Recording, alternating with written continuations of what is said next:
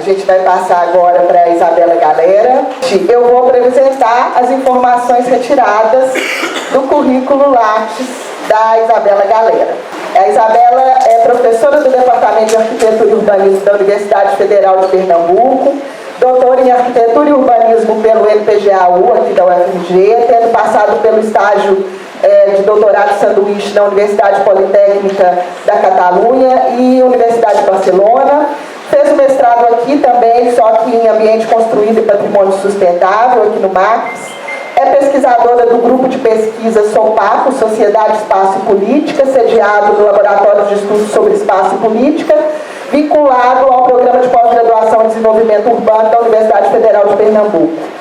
Ela também participa do Observatório de Conflitos Urbanos de Belo Horizonte, ela continua como pesquisadora e é membro da Rede Internacional Anti-Arca, Antropologia e Arquitetura, sediada na Universidade de Barcelona. Mas eu também vou apresentar a Bela com as informações que eu guardo no coração. A Bela chegou muito menina na escola de arquitetura e eu não me esqueço do nosso primeiro contato no corredor do quarto andar, quando ela chegou muito entusiasmada e se dizia muito feliz porque ia fazer estágio na minha disciplina. Eu não entendi. Ela sempre foi luz, sempre foi dança, sempre foi festa. Foi minha primeira orientanda de doutorado aqui no NPGAU. Fez um trabalho lindo, emocionante, carregado de sensibilidade e amor. O Frei Gilvander estava na banca, Rita também. Me ensinou a caminhar ao lado, a ser Ori, é o apelido que ela me deu, Ori. A ser mais leve e a sair dançando nas ruas. Afinal, a vida é assim. A gente vai carregando conosco nossos afetos e a gente vai se construindo a partir deles. Wagner e Bela moram no meu coração. Wagner me ensinou a cantar, Bela me ensinou a dançar. E hoje, aqui a gente tem esse dueto maravilhoso, ou esse padedê, como vocês preferirem. Bela, a casa é sempre sua, fique à vontade. Raquel, muito pelo convite aqui, estou muito feliz de estar de novo aqui na UFMG, que foi a minha casa, né, por 8 anos, aqui em BH, que eu acho que me formou e que me conduziu para Pernambuco, que eu estou hoje, né, então assim, eu digo, eu fui afiliada nessa escola, né, tô aqui com Raquel, com Rita, com Frei também, que me ensinaram muito, assim, na Isidora também, assim, né, e hoje a gente está se reencontrando aqui. E hoje eu me afilio lá, né? Cheguei há 3 anos quase em Recife e já fui para a comunidade da linha catar conflito, né? Que é assim que eu aprendi, é assim que eu sigo. Então, e é aí que a gente também vai encontrando nossos amores e afetos. Eu vou começar falando um pouco, já que é pra gente falar de conflito. No ano passado eu participei do Fórum do Nordeste de Assessoria Técnica, né? Fórum Popular de Assessoria Técnica do Nordeste, e o mestre Negro Bispo, Antônio Bispo, estava lá. E aí ele tem essa fala, eu achei que ela condizia muito com o que a gente vai conversar hoje, assim, né? O Wagner, ele falou muito das questões, né, conceituais, eu acho que eu vou trazer um pouco do que a gente está fazendo na prática, muito também baseado no planejamento conflitual, né? Então, de bagagem do que a gente vem desenvolvendo aí, mais uma perspectiva extensionista. Ele diz assim: fogo, queimaram Palmares, nasceu Canudos. Fogo, queimaram Canudos, nasceu Caldeirões. Fogo, queimaram Caldeirões, nasceu Pau de Colher. Fogo, queimaram Pau de Colher. E nasceram e nascerão tantas outras comunidades que vão cansar e cansar-se e continuarem queimando. Porque mesmo que queimem a escrita, não queimarão a oralidade. Mesmo que queimem os símbolos, não queimarão os significados. Mesmo queimando o nosso povo, não queimarão a ancestralidade. E aí é isso, né? Dizer que a gente está em conflito já há muito tempo nesse chão aqui, né? E que o nosso povo, ele não cansa de lutar. E também eu acho que o fogo como elemento também, né? Tanto de impulsão quanto de resistência. Não trouxe aqui os ícones assim, né? Mas acho que Raquel comentou. A Comunidade da Linha Resiste é um coletivo, né? Uma rede de apoio que a gente forma lá em Recife. Mas não ando sozinha, então estou acompanhada, né? Hoje no Laboratório LEP, Laboratório Espaço Política, dentro do grupo de estudos do SOPAPO, mas também junto com a CAUS, Cooperativa Arquitetura, Urbanismo e Sociedade. o CPDH, que é o Centro Popular de Direitos Humanos, né? E também tem outros atores envolvidos aí no trabalho que a gente desenvolve. Primeiro eu trago para vocês, né? Agora a gente vai para Recife, né? Só para a gente entender um pouco o contexto da onde que a gente está se situando, né? Eu acho que uma das questões importantes é que o nosso planejamento ele é situado no chão ali, o que é esse território, né? Esse é um desenho esquemático que ele foi tirado. Outro autor que eu trouxe importante é Josué de Castro, não sei se vocês conhecem também. Fui conhecer muito tarde, eu acho que ele é muito injustiçado pela história, também foi esquecido, né? Voltou atualmente por causa do problema da fome, né? Que a gente voltou a debater, mas é um pernambucano aí que, para além de falar sobre a fome, ele falou muito sobre Recife, né? Sobre o ciclo do caranguejo, enfim. E aí esse é um dos desenhos dos livros dele, né? Ele também é geógrafo, assim, artista, poeta, enfim. E essa é a situação geológica, geográfica de Recife. Então, muito diferente de Belo Horizonte, Recife a gente está numa área abaixo do nível do mar, né? Se aqui a gente não consegue ver os rios, o Acabamundo está passando logo aqui ao lado, a gente nem sabe, né, onde ele está passando. Lá a água está o tempo todo em evidência, assim, tanto que agora, vindo a época das chuvas lá, isso é uma coisa que, assim, em 10 minutos sobe 1 metro mesmo, assim, né, o nível da água, e é uma das questões que trazem muitos problemas, assim, né, no cotidiano da vida. É uma área, então, aqui mais alta, né, por aqui foi onde teve a Guerra dos Guararapes, assim, próximo de Jaboatão dos Guararapes, né, esse ponto aqui é Olinda, né, meio que nessa perspectiva, e aqui nessa baixadona é onde está Recife, né, que já expandiu também para essas áreas mais altas de morro, mas ela é uma grande área de alagados, né, e mangue, assim, aqui está o Arrecife. Por aqui é onde é a famosa Boa Viagem hoje, tá, gente? Assim, né? Aqui, Rio Capibaribe, Rio Beberibe, que se encontram. Como um bom pernambucano falar, onde nasce o Oceano Atlântico. Nasce no encontro dos rios, né? Também só para relembrar um pouco, né, que eu acho que é muito famosa pela invasão holandesa também, né? Que aqui teve o início da urbanização, que foi na parte portuária, né? E Recife é uma área perfeita para porto, né? Também por causa dos arrecifes, então fica muito mais calmo ali, né? A área de mar. E aqui, né, o Rio Capibaribe chegando, ele já tem vários braços aqui, e aqui onde que é a antiga cidade Maurícia, de Maurício de Nassau. Mas para além disso, todo bonito, né, eu acho que tem um outro ponto histórico que eu queria lembrar de vocês, antes da gente entrar no Ibura, né, que é onde está a Comunidade da Linha, é que essas sucessivas expulsões, elas acontecem há muito tempo e muito, né, causado por política de Estado também. Assim, quem expulsa, muito grande parte das vezes, é o Estado, né? E lá em Recife, um dos marcos disso, de quando começam as políticas habitacionais, mas de expansão também, é a Liga contra os Mucambos, que acontece na década de 30, né? Onde se teve uma grande empreitada mesmo de higienização, né, dos mucambos, que até o José de Castro chama de mucambópolis, né? Assim, que são o processo de êxodo rural, né, da população que sai dos antigos engenhos, né, e também do sertão, por sucessivas secas, e vai ocupar as áreas de mangues, né, no processo de autoconstrução de palafitas. E, né, teve essa tecnologia, né, que não necessariamente ela é algo ruim, né, a palafita ela pode ser muito, se tiver uma boa infraestrutura, muito inteligente até, né, mas naquela época era o pior que se tinha, né. Então a Liga contra os Mucambos veio com essa grande campanha de remoção, né, da população que estava próxima às áreas de mangues e das áreas centrais, né, e que foram reassentadas para 3 territórios também, né, que hoje são também muito reconhecidos, que é Santo Amaro, Casa Amarela e Pina, né. Então só um pouco para a gente lembrar, né, dos mucambos aí, né, e dessas obras sociais de higienização.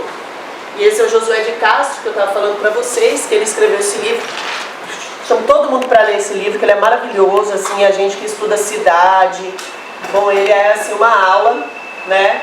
Ele fala o seguinte: a cidade do Recife inchava, embebida daquela tinta grossa de miséria formada sua crosta de mucambos.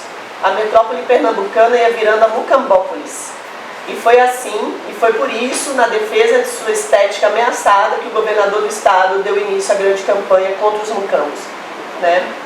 Nem ele, nem seus auxiliares se davam conta que aquela vegetação dos mucambos tinha raízes que se alongavam pelo solo do país inteiro e pelo subsolo de suas estruturas sociais arcaicas, produto do feudalismo agrário, que oprimia e explorava há séculos toda aquela pobre gente que acabava um dia preferindo o fedor dos mangues ao fedor das malocas de engenho e novas senzalas funcionadas em torno de novas casas grandes. Então, também assim para trazer que o problema da moradia não é um problema da cidade em si, mas é um problema agrário, né?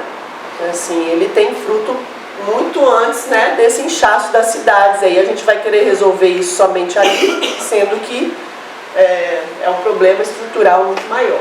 Agora, já vindo para Recife, esse é um mapa, né, de Recife, até quem fez foi Luan, da Caos, trazendo duas diferenças para vocês, assim, né? Recife também é famosa historicamente, assim, pelos movimentos de moradia, né? E ao longo dos anos, assim, pela avançar na política das zonas especiais de interesse social, junto com Belo Horizonte, né? Que são as primeiras cidades a instituir as ZEIs, né? E lá o pessoal fala, acho que Recife é a primeira a instituir ZEIs, é a primeira que vai perder as ZEIs também, se deixar as coisas andarem do jeito que está. Né? Mas lá a gente tem 74 zonas especiais de interesses sociais, muitas ameaçadas por despejo. Assim, hoje está acontecendo nas ZEIs Vila Esperança, que também é uma ZEIs que está sofrendo com conflito urbano para a construção de um viaduto, de uma ponte, né? Vão remover umas ZEIs, então assim, um território que já está consolidado, você acha que tem uma proteção, né? Por causa de um instrumento, estão ameaçadas por obras públicas, assim, né? E além das ZEIs, em 2014, a prefeitura investiu para fazer o Atlas das Comunidades de Interesses Sociais, que não são ZEIs ainda, não tem toda essa proteção desse aparato de ZEIs, mas que são grande parte do território de Recife. Então aqui está em amarelinho, que também são os ZEIs, e em rosa, que são as CIS, né? As Comunidades de Interesses Sociais. Então tem 545 comunidades de interesses sociais que estão mapeadas hoje, 32% de área urbanizada, né, do município, é muita coisa, e aí 61% de suas moradias, mais da metade do Recife. Né? Ocupam 53% da população total da cidade, está em ZEIs e CIS, né? Então assim, e dessas 74 são ZEIs ainda, né? Recife ficou muito famosa pelo pré-ZEIs, assim, né? E hoje muitas também depois de um tempo só uma entrou no novo plano diretor, pré-ZEIs do Pilar, assim, que até eu acho que você vai reconhecer, né, na última vez. E é isso, 22% da área construída. Então, só para vocês terem um panorama, assim, muito breve, né, do que a gente está falando. Aqui é o Marco Zero famoso, tá? Nas ilhas, isso aqui é o centro histórico do Recife, sendo expandido, né? Então tem algumas aqui, é Pina, né? Aqui é a parte do Pilar, Santo Amaro, então aqui a gente tem essas ZEIs mais centrais. E a gente vai falar da comunidade da linha, que é a comunidade de interesse social Sítio Santa Francisca, tá? Que está bem aqui, que a gente já quase divisa com Jaboatão dos Guararapes, né? Atrás do aeroporto. E aí, gente, contextualizando um pouco para vocês, eu chego em Recife em 2020, né? Para dar aula lá no departamento de arquitetura, ainda na pandemia. Já tinha conhecido o Luan da Causa aqui, até por Joviano, e ele estava começando a acompanhar a comunidade da linha, né? E aí a gente estava fazendo uma pesquisa social, um censo. Então, assim, quando a primeira coisa estourou um conflito, acionaram alguém, né? Assim, aí a Causa é acionada muito nessas situações. O primeiro passo é pegar a informação do que está acontecendo lá. E aí, nos primeiros passos para a gente faz um censo, né? Um censo do que é, qual que é o relatório social, quantas casas de verdade são atingidas, entendendo o que está acontecendo lá. Chegando lá, comecei a participar das assembleias, porque assim, a ordem de despejo desde 2011 tem pedido de reintegração de posse pela Transnordestina. Vou explicar melhor para vocês à frente o que é, né, essa linha férrea. Mas aí, em 2021, estava marcado para março ter o despejo, assim, no meio da pandemia. Né? O pessoal fica em casa, o pessoal vai perder as casas, né? Assim, então você tem vários problemas, né? Porque já não tá bom, né, a situação, e ainda vai agravar muito mais. Isso sem nenhuma alternativa habitacional, sem nenhuma alternativa de negociação. E aí a gente começa a fazer uma campanha de despejo na pandemia é crime, né?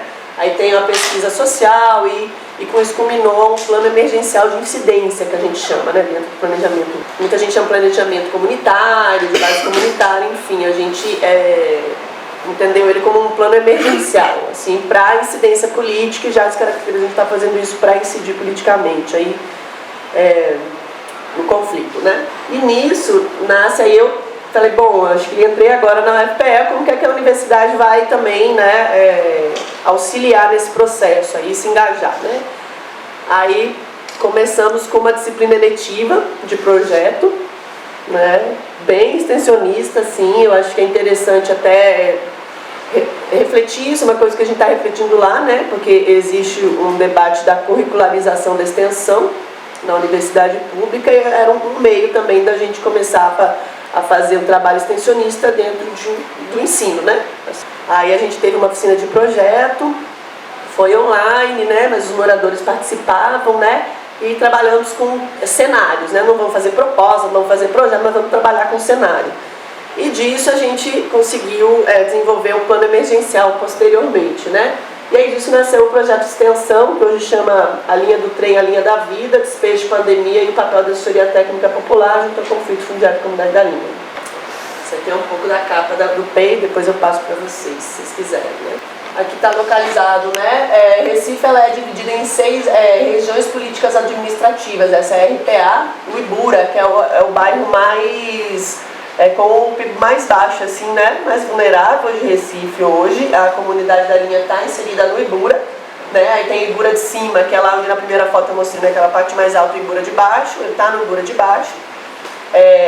Logo atrás do aeroporto, do Recife, assim, tem uma parte até que pega o muro do aeroporto, e na beira de uma linha férrea, de um ramal, na verdade, né? Não é nem tipo um metrô ou um trem que realmente funcione, é um anel que liga uma linha a outra, assim, né? Na ramal de Garbernet.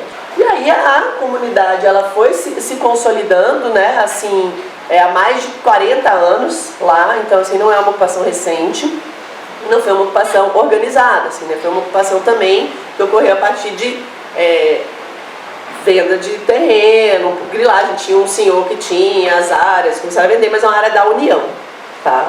Não é nem da prefeitura. Ainda a gente está na negociação para a União passar para a prefeitura para conseguir urbanizar, né? E aí dentro do Ibura a gente tem aqui a comunidade da linha, que fica, né, do lado da Mata Uchoa, é uma área de baixada de mangue, tá? Então uma zona que tem bastante alagamento, principalmente aqui assim, que é, né, aqui o mapa que a gente desenhou. Aqui o aeroporto e aqui a linha férrea, o ramal de Garbernet que passa, né?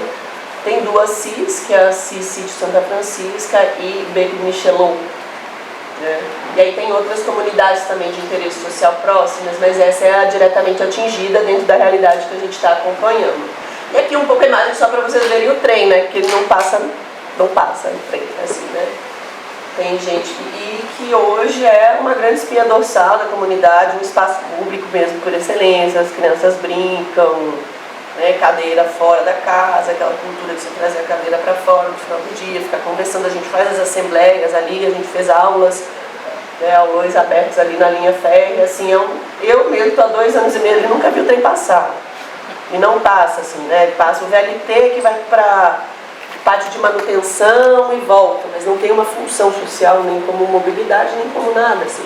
Mas foi por causa dessa linha que a Transnordestina, que é quem administra a linha, né, hoje, ela precisa fazer a manutenção da faixa de segurança, né, que é essa faixa que aí varia dos 6,5 metros até 21 metros, né, dependendo acho que também do próprio modal, enfim. E aí, dentro dessa faixa de segurança, tem mais de 250 famílias aí que estão ameaçadas para despejo. Mas não é porque existe proposta, não é porque vão duplicar, não é porque vai virar uma avenida, não vai acontecer nada, né? Não, tem outro conflito que surgiu também, que aqui tem um lixo a céu aberto, né? E nesse processo todo, então, conseguimos suspender aí o despejo, né?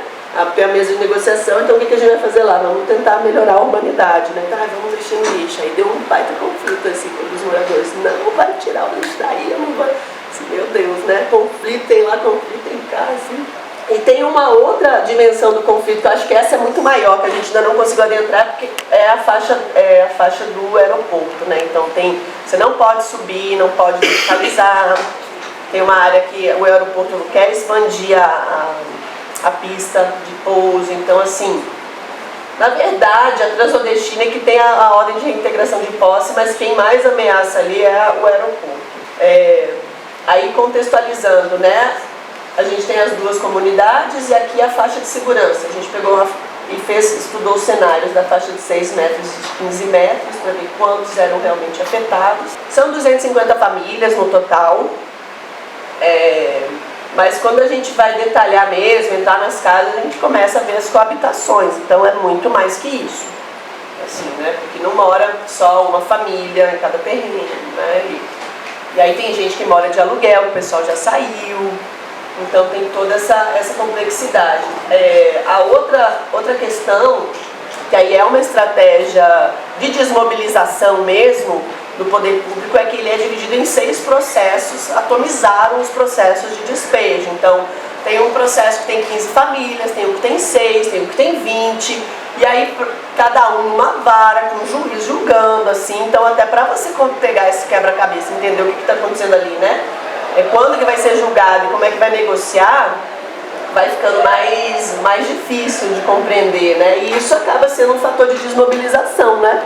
Assim, porque tá lá as 20 famílias, aí vamos negociar essas 20 famílias, aí e assim, uma casa aqui, outra aqui, a do meio não tá em outro, e aí até se o pessoal remover, não vai resolver o problema, né? Só vai agravar o problema, assim, e provavelmente vai ser reocupado, né?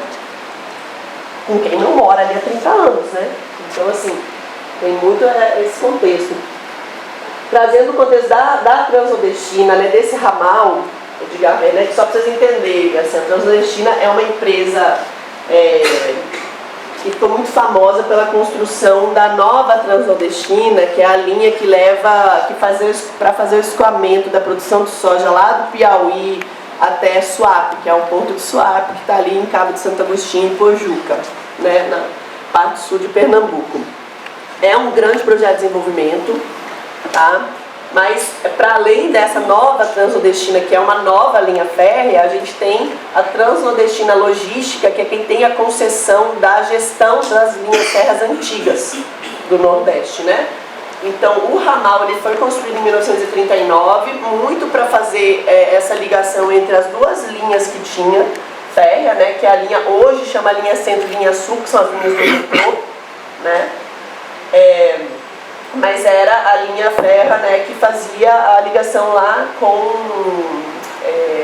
São Francisco ali, né? Ele adentrava, passa por Serra Talhada, vai para o sertão, né? E hoje são as linhas de metrô. Em 1950 a União, né, ela incorpora essa linha férrea, né, e aí vira a linha ferroviária do Nordeste. Depois, né, essa linha passa a ser a linha ferroviária federal. Então, assim, quando federaliza mesmo, depois, né, é desestatizada. Então, assim, a gente também tem aí um fator da desestatização mesmo das linhas férreas, né, que eu estava falando para Frei, né, assim, a gente está vendo os atingidos pela linha férrea lá em Pernambuco, que são mais de 40 mil famílias, assim, se você pegar todo mundo, né, que está nessas linhas que já não tem mais função, assim, mas que estão ameaçadas, né, por despejo. Vai a leilão em 98, passa para a Companhia Ferroviária do Nordeste, em 2008 ela passa a se chamar, né, Transnordestina Logística. E aí em 2012 inicia a cisão, né, entre a nova Transnordestina e a Transnordestina Logística. Só para vocês contextualizarem que eu estou falando da nova Transnordestina, essa linha que pega desde aqui do Piauí, né, passa por Salgueiro, que aí é no sertão de Pernambuco, aqui sobe, né, vai para o porto de Pecém e para o porto de Suape. que aí é esse projeto de desenvolvimento mesmo, né, de escoamento da produção do soja, né. Recife está aqui, está mais ou menos a 50 quilômetros de Suape, então não é a mesma coisa, né, mas a gente acaba confundindo. E aí, como eu estou falando para vocês, tem outra questão que foi entender foi essa disputa jurídica, né. São seis processos jurídicos, esse aqui que tem 19 casas atingidas já foi julgado, já assinou, assim, para o pessoal sair, e era mais absurdo que além do pessoal perder a casa, ia ter que pagar o trator para demolir, assim. Então, de um jeito de muita violação mesmo, e a gente conseguiu barrar, né, muito atrelado à campanha Despejo Zero nacional, né, junto com a campanha Despejo Zero lá em Pernambuco, e agora, né, até o Luiz Barroso lá falou que tem que fazer as comissões de negociação do despejo, né? Nem sei como é que está aqui em Minas, assim, mas não aconteceu mais nada, né? Assim, a partir daí. Lá a gente tem agora uma governadora também, a Raquel Lira, que não vai nos ajudar muito nisso, assim, né? Como força política. Então, a nível da Alep do estado, lá em Pernambuco, a gente está bem em minoria, assim, né? Nós temos 2 mandatos na Câmara dos Vereadores, né, de Ivan Moraes e hoje as Pretas Juntas, né, antes era a Dani Portela, que estava bastante apoiando, e agora a Dani está na Assembleia Legislativa como deputada estadual, então assim, que antes também tinha o mandato das juntas, né, que é um mandato coletivo, assim, muito vinculado ao MTST, né, então a gente tem essas forças lá dentro, né, para puxar a audiência pública, para fazer pressão, mas a gente não está num contexto muito favorável a nível de Estado, assim. Aí é isso, né, está totalmente atomizado, mas o que a gente conseguiu avançar? Uma mesa de negociação que em 2021 a gente conseguiu conversar e negociar a faixa de 6,5 metros, era uma mesa de negociação que estava Transnordestina, Secretaria de Habitação, CBTU, da DENIT, Defensoria Pública, Ministério Público, aí alguns mandatos, né? A universidade, a gente estava conseguindo avançar nisso, assim. Bom, enfim, aí começamos a fazer algumas propostas e parou por aí. E aí abriu uma mesa de negociação dos atingidos pela Transnordestina com as outras comunidades, né, da zona da Mata Sul. Tivemos uma reunião e não tivemos mais reuniões. Aí algumas regras dos conflitos que a gente começou a estudar, né? E aí isso é uma coisa que para aprofundar mais também, né? A gente conseguiu a negociação da faixa de 6 metros ao longo da linha férrea, e grande parte das casas elas são parcialmente atingidas. Pega um cômodo, é uma cozinha, então assim, por que você vai tirar a casa toda, né? Será que não dá pra gente negociar a permanência da família no terreno e pensar em melhoria habitacional? Seria muito menos oneroso do que pegar e fazer um reassentamento, né? Tem casas que são integralmente atingidas, né? Mas é isso também, né? Chegar lá e entender caso a caso mesmo, negociar, em vez de você pegar um número e passar ali a caneta, né? Estamos conseguindo avançar a nível de talvez uma proposta de reassentamento para uma área muito próxima, mas também não houve mais conversa sobre isso. Agora a gente está precisando esquentar a temperatura novamente, assim, né?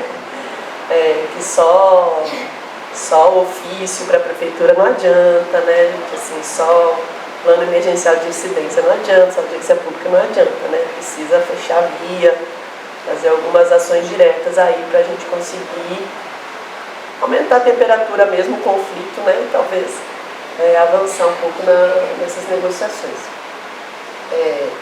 Na pesquisa social a gente traz um pouco de quem vive na comunidade da linha, né? Qual que é o perfil socioeconômico, e aí sempre frisando, né, assim, a quantidade de atingidos, a população atingida e de crianças e idosos também, né? Porque aí você tem uma outra questão, né? Eu acho que até a Isidora deu uma aula de negociação nisso, né? Quando ia ser despejada as famílias, assim, opa, olha quantas crianças tem aqui, como é que vocês vão? Pega o Estatuto da Criança e do Adolescente, Estatuto do assim, como é que vocês vão dar resposta a isso, né?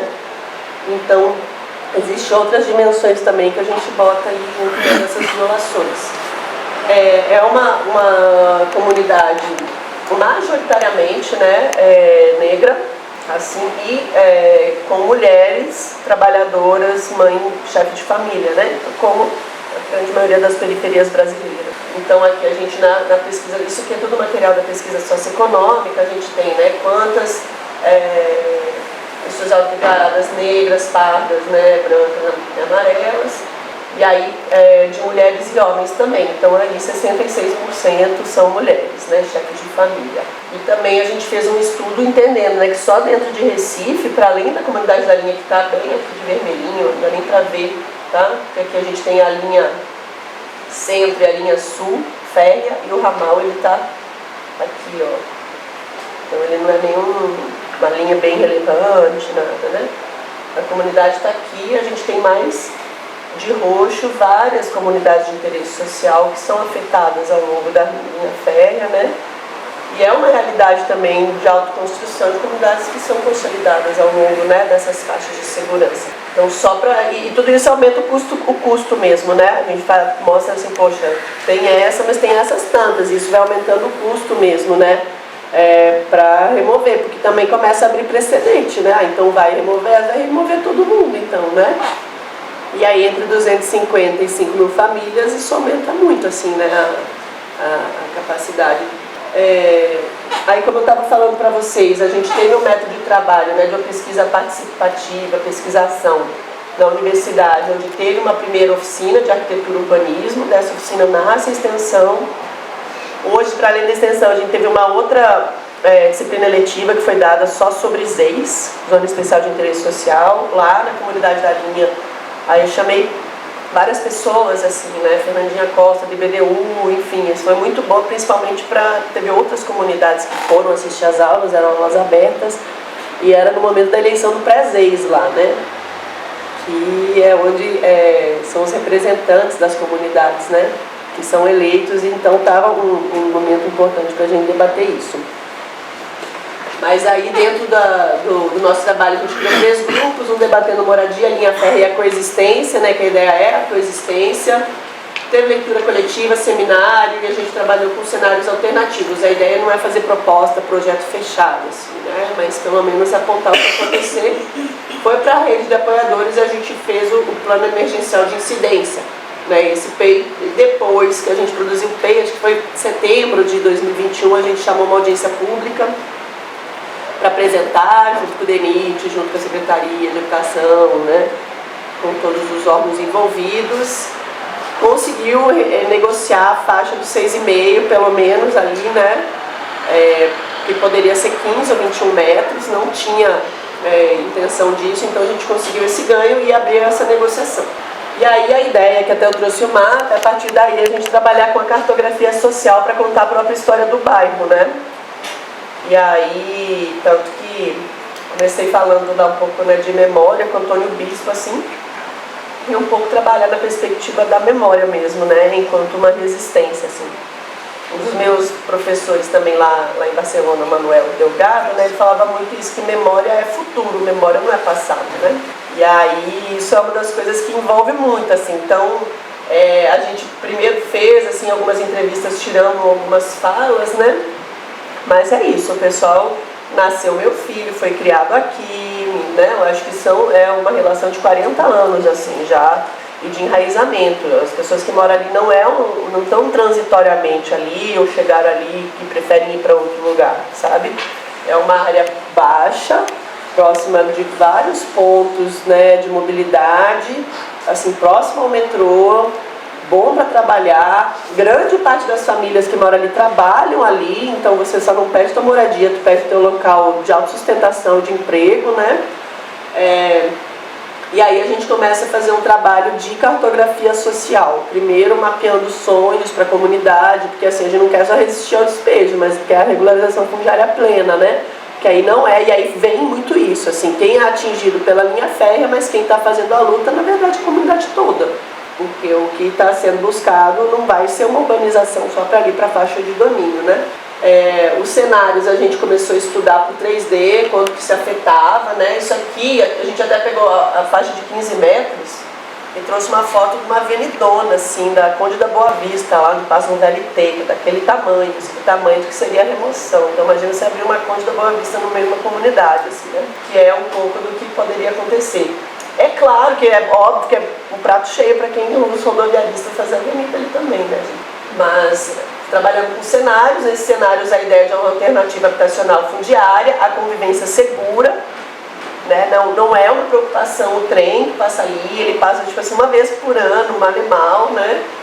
Nunca teve acidente, então assim, como que dá para se conviver e ter segurança, e a gente foi pesquisar outras cidades no mundo, né? Assim, no Vietnã passa um trem mesmo, assim, no meio, uma comunidade que é consolidada, então a gente foi buscar outras realidades, foi pesquisar o VLT como uma possibilidade de transporte ali sem remoção, aí pegou lá em Cuenca, acho que tem um VLT que passa no centro histórico, assim, a 1,5 metro das casas históricas, e tá lá, sabe? Então, como que a gente consegue essa convivência sem ser tanto impacto, né? E a permanência da comunidade. Aí conseguimos essa faixa de 6 metros, né? E aqui eu acho que agora a gente está querendo até desenvolver uma maquete, porque ele pega, total, mas aqui isso aqui, ó, pega tipo um cômodo, meio cômodo da casa, né? Então não precisaria remover todo mundo. Aí foi estudando um pouco, né? Estudamos também os terrenos vazios e ociosos próximos, com uma possibilidade de assentamento. Esse aqui é o Campo do Império, que é onde a gente faz as festas, tudo. E na verdade é uma bacia também de alagamento, né? Agora está cheio d'água. Mas que teria a possibilidade de algumas famílias irem para lá.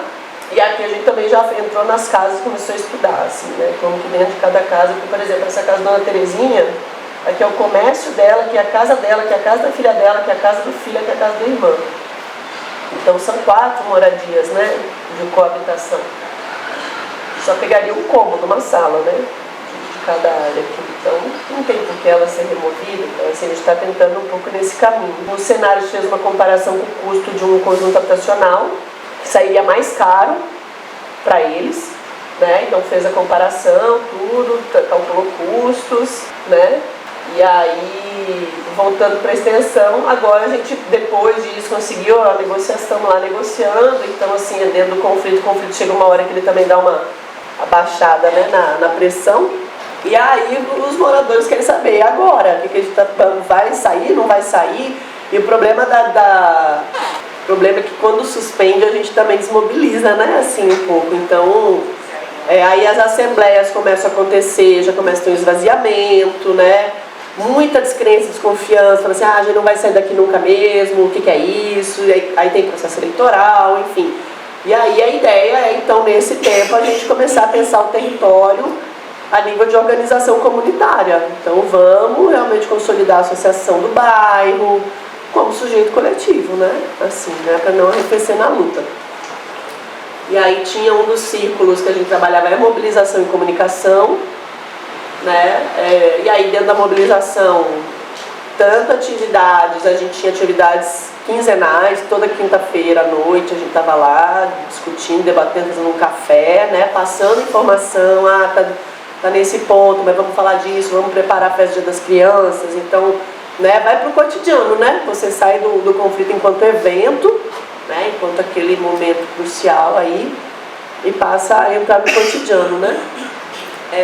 E aí tem as oficinas de memória e cartografia social de história oral, começa com uma oficina de mapa dos sonhos, do bairro, o que a gente quer, então aí aponta muito para o sentido de economia solidária, da questão do lixo, que foi uma das questões centrais que a gente tentou resolver, deu uma parada, da questão dos alagamentos, que hoje é a nossa pauta principal. Hoje a gente está pressionando a prefeitura nesse sentido.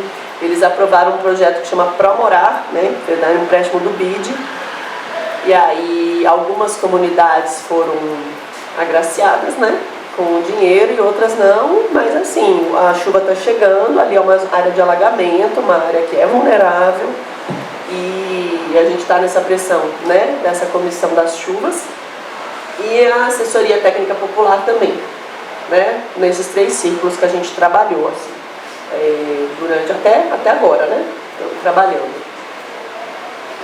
Aqui um pouco do primeiro trabalho, que foi um levantamento do primeiro processo, das primeiras 20 casas, que aí a gente fez o levantamento de cada casa para ver realmente o real impacto, né? E aí, óbvio que não são só 20, né? Das 20 foi 60, aumentou, né? Porque tem muita coabitação.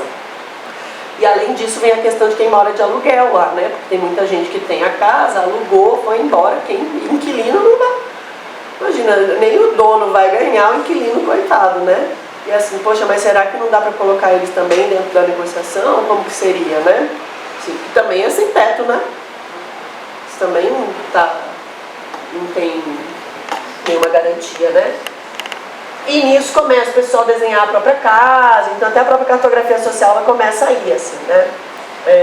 Foi feito, a gente estava começando, fez o relatório técnico das casas. Esse relatório não é um relatório que a gente mostra para o poder público, a gente tem uma coisa também do planejamento conflitual, é o que a gente visibiliza, o que a gente não visibiliza. Tem coisa aí que a gente é para nós mesmo, né?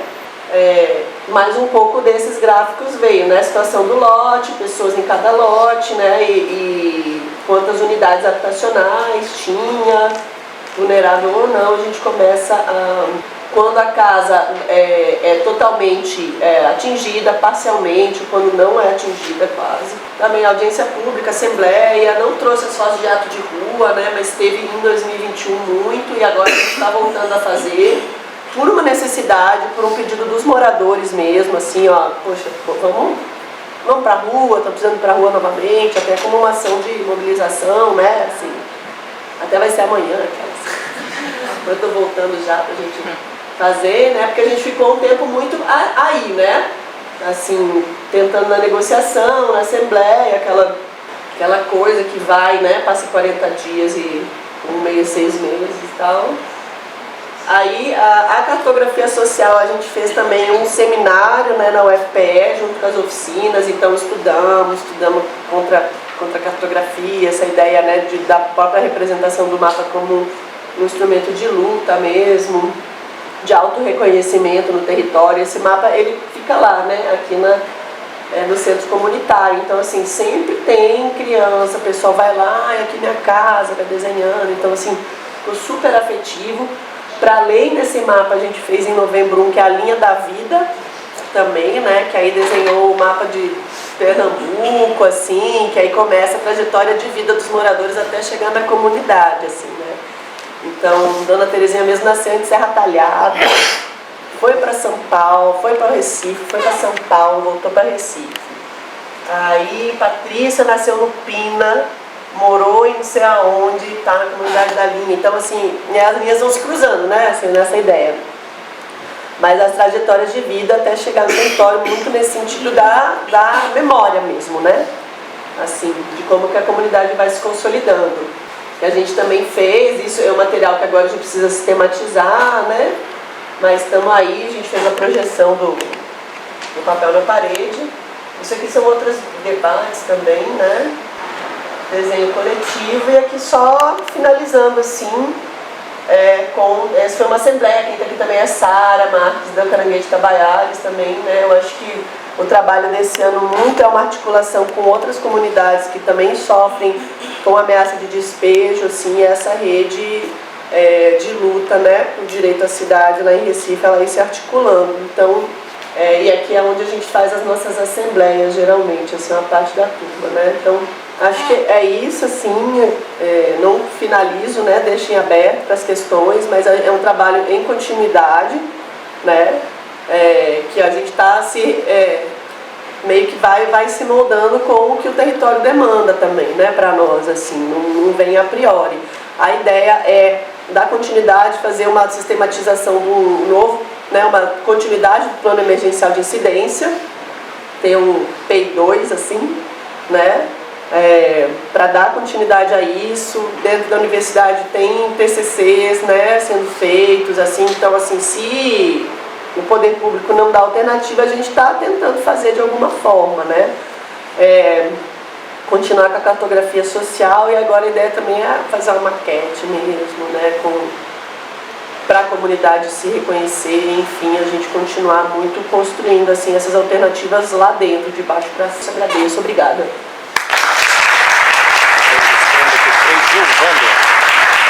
A professora Isabela Galera.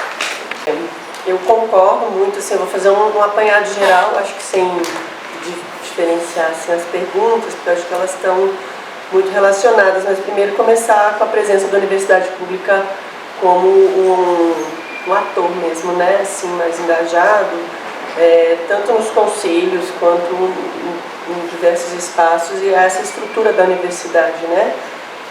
Bom, acho que a gente tem um tripé na universidade, de ensino, pesquisa e extensão. A extensão, acho que desse tripé é o que está mais manco, infelizmente, né? Então, assim, sou muito nova nisso, mas também tendo que a gente tem muito pouco recurso hoje, sabe?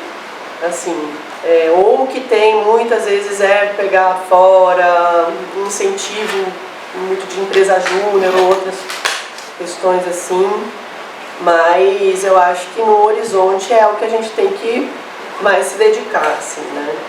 Tanto acesso a recursos para a gente poder estar nos territórios, quanto para a universidade acolher também, né? Essas comunidades, não só no sentido de empregabilidade mesmo, assim, de remuneração, né? Assim, é trabalho, igual a gente fala, tanta liderança o tempo todo, dando entrevista, trabalhando, acolhendo estudante, preparando espaços, isso não tá sendo trabalho, assim, teria bolsas, né?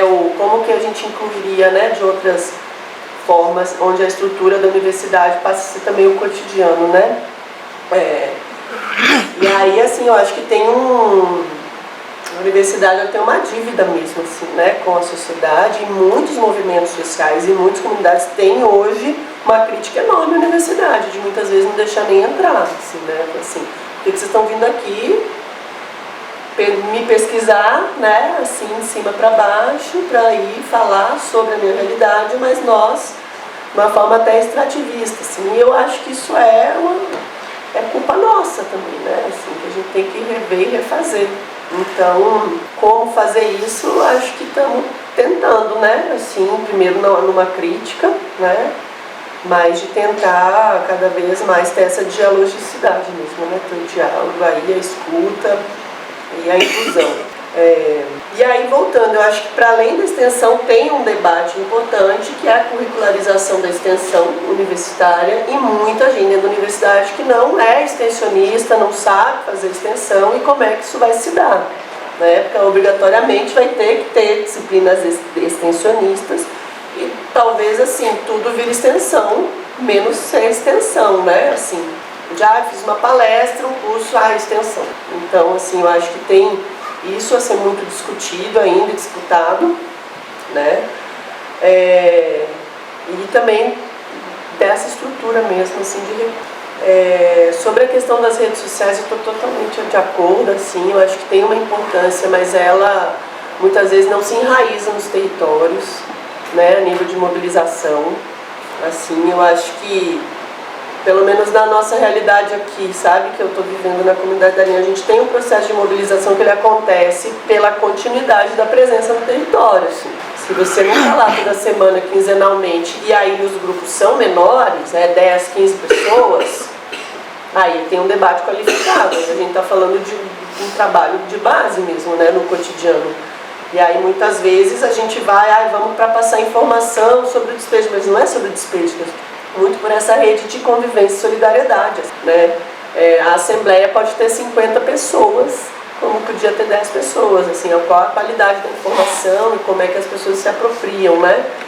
Eu acho que só estando no território mesmo, assim, porta a porta. Uma coisa que na Isidora a gente aprendeu muito também é fazer assembleias em setores, né, em vez de ser assembleias gerais, assim, a capacidade de participação das pessoas. Então muitas vezes a gente acha que tem 100 pessoas, 50 pessoas, está super mobilizado, mas na verdade, como que elas se apropriam, né? Participam, assim, né, das informações.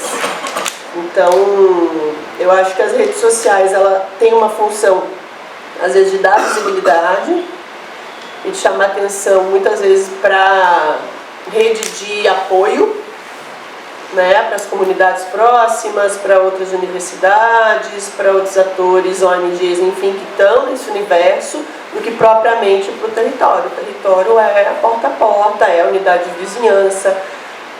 Tem isso, né, bike, som, que é maravilhosa, assim, né, você passa a bicicleta lá, avisando que vai ter reunião, que vai ter isso. Então, tem outras tecnologias aí de comunicação popular muito mais interessantes do que o WhatsApp e o Instagram e assim. Eu acho que como que a gente usa as duas coisas. Eu mesmo nem gosto tanto assim da rede social, sabe? Porque eu acho que ela cria às vezes muito uma coisa que parece ser muito maior do que é. Assim. Mas eu vejo nesse sentido e sempre é um desafio ter articulação e mobilização.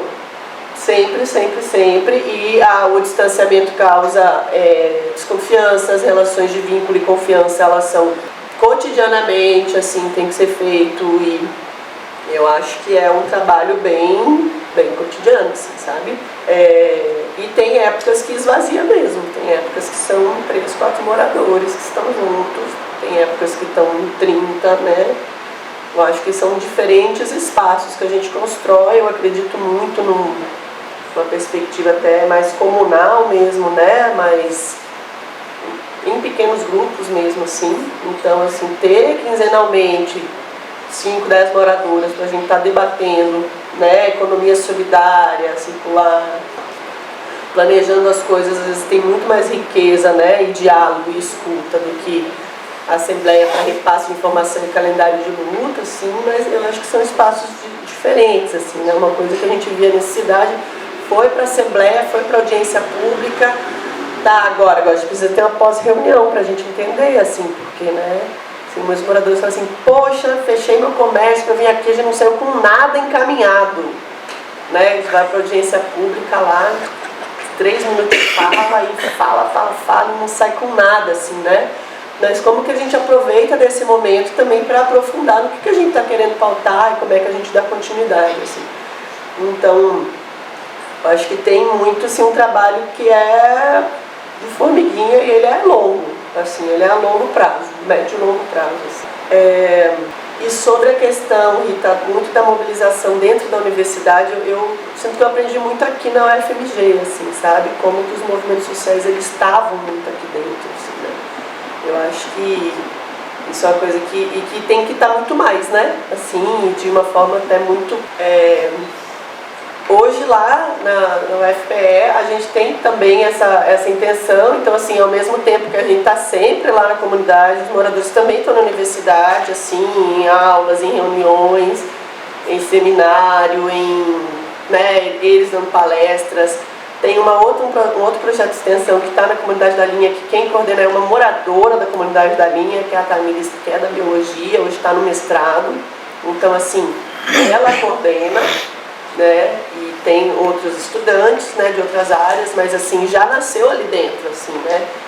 E é muito massa que uma das moradoras também acabou de entrar no curso de arquitetura da UFPE, que está no movimento, assim, né. Então eu acho que é também nesse espaço de se apropriar da universidade, mas também de estar dentro do curso, de talvez ela coordenar, eles coordenarem.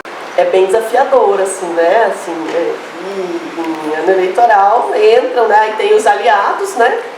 Aí o processo eleitoral, por exemplo, no nosso entrou um pastor lá para que ia ser candidato a deputado estadual, ajudando no centro comunitário. Eu falei, gente, mas ele é a favor do despejo, gente, assim, sabe? Então, e isso vai acontecer, esse assédio, né? Assim, então, como que a gente tá junto, né? Assim, o tempo todo para estar alerta também a todo mundo que chega. Né, e como chega, e quem são os aliados aí, como que a gente constrói essa coalizão de forças. Wagner, Bela, obrigada demais. Não tenho nem palavras para eu acho que assim, é um momento único aqui na escola. O Wagner vem aqui de 20 em 20 anos, mais ou menos. A última vez, acho que foi 2003, por aí, que ele esteve aqui na escola. Então vamos agendar. A gente vai agendar 43. já para 2043. Para não ter risco dele escapar. Bela, espero que você não demore tanto tempo. Mentira, viu, Vânia? A gente quer quebrar esse ciclo dos 20 anos e que você venha mais vezes. Ontem você falou que quer que quando você crescer você quer ficar na UFMG? Aí eu convidei ele para fazer parte do meu grupo de pesquisa do Observatório de Conflitos Urbanos. Eu acho que ele vai aceitar. Então espero que ele venha mais vezes aqui conosco. Bela, venha sempre dançar com a gente, tá? Obrigada, gente. Frei, obrigada demais, maravilhoso. Fico muito feliz de você estar aqui. E assim, é uma honra a sua presença sempre. Volte todas as vezes que quiser e conte conosco. Tamo junto. Tá bom? Obrigada. Obrigada, Michelzinha, pela... pode fluir a esperança, porque na lembrança vamos resgatar. Guardada bem na memória, nossa história vai continuar. Traga a bandeira de luta, deixa a bandeira passar. Essa é a nossa conduta, vamos se unir pra mudar. Traga a bandeira de luta, deixa a bandeira passar. Essa é a nossa conduta, vamos se unir pra mudar. Bate fundo na bandeira, bate fundo da mudança chegou. É na roça, na cidade, na sociedade do trabalhador. Traga a bandeira de luta, deixa a bandeira passar.